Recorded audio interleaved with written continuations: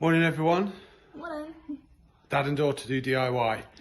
So it's getting colder outside. Everybody's attention turns to central heating. So what we're going to show you today is how to bleed a central heating radiator in your house. This gets rid of all the air that might be in the pipework, might be in the radiator. If you find you've got a half warm, half cold radiator, this is what you need to do to get the radiator working properly. I'm going to show Myla what to do. Myla's going to do it herself. And please hit the like and subscribe button if you've enjoyed our video. Okay, so this is our radiator, just a bog standard house radiator. And what we're interested in is the bleed valve. So there's a couple of different things to point out here. This part here is actually what you're going to undo. You're going to turn it anti-clockwise. You are not going to take this out all the way.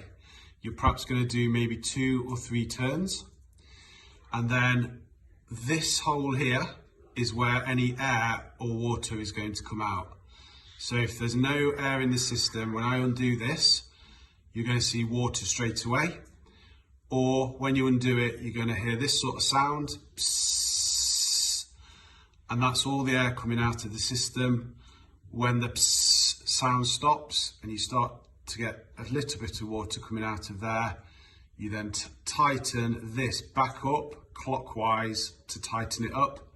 But just remember, never take this all the way out. You don't need to take it all the way out. If you take it all the way out, water will come all the way out, and it's hard to get back in when you've got water splurting out of the end. So which tools do you need to do this job? What we can see here is what we call a radiator key. And if we look at this key, if you look at the end of it, it's a square profile. And if you look at the end here, that's also square. So this key goes onto the end of your bleed valve like this. Okay, important to keep it square. You see how it's flopping about? When you're doing the job, push it in, keep it square. Anti-clockwise to undo, clockwise to tighten. So we've got that ready. And then the other place where people go wrong is, you see on the end here, if you haven't got a radiator bleed key, you can use a small screwdriver. But what you don't want to do is use the wrong size screwdriver, because it will mash up the end of the screw. So I've got 3 screwdrivers available. We're going to try and see which one fits the best. So let's have a look. So this one is too small. Look, you're just going to mash the end up. We'll go to a middle size screwdriver. You see how that fits perfectly. Really tight, really neat, really secure. So this is the right size. So out of our 3 screwdrivers, it's the middle one.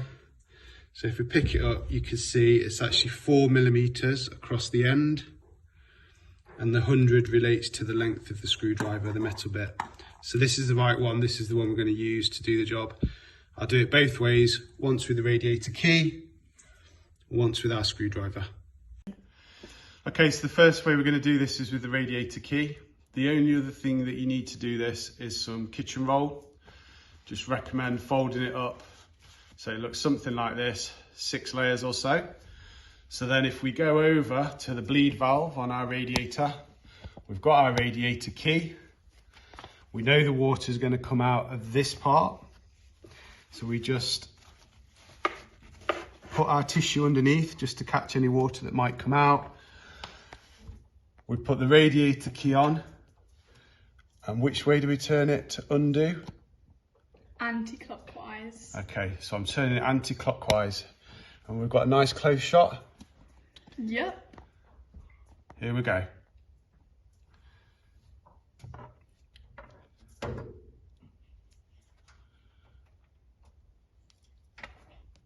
So straight away, I don't know if you can see that or not. You see how we've got water coming out? You just see how there's a bit of water coming straight out onto that tissue. So I know that there's no air in this system now. If there was air, you'd have heard a psss, and then gradually water would start coming out. Okay, so we know that's good. And then clockwise to tighten up. Don't need to be too tight, just nip it up. And we know that radiator's full of water. We're good to go, and it's really efficient. So the only other way to do that would be with our middle-sized screwdriver. Exactly the same thing again. Screwdriver goes in the end, nice tight fit. Kitchen roll underneath just to collect any water. Turn it anti-clockwise to undo it, and clockwise to redo it. And as I say, the top tip to remember is never unscrew this all the way out. It only needs 2 or 3 turns and you'll be fine. Got to give a bit of a disclaimer. If you're not happy doing it yourself, call a plumber in. But it really is that simple. Go around all the different radiators in your house, do the same thing, and that way you should get a nice, effective central heating system ready for winter. Thanks guys, bye. If you find this useful, make sure to click subscribe and like. Bye guys.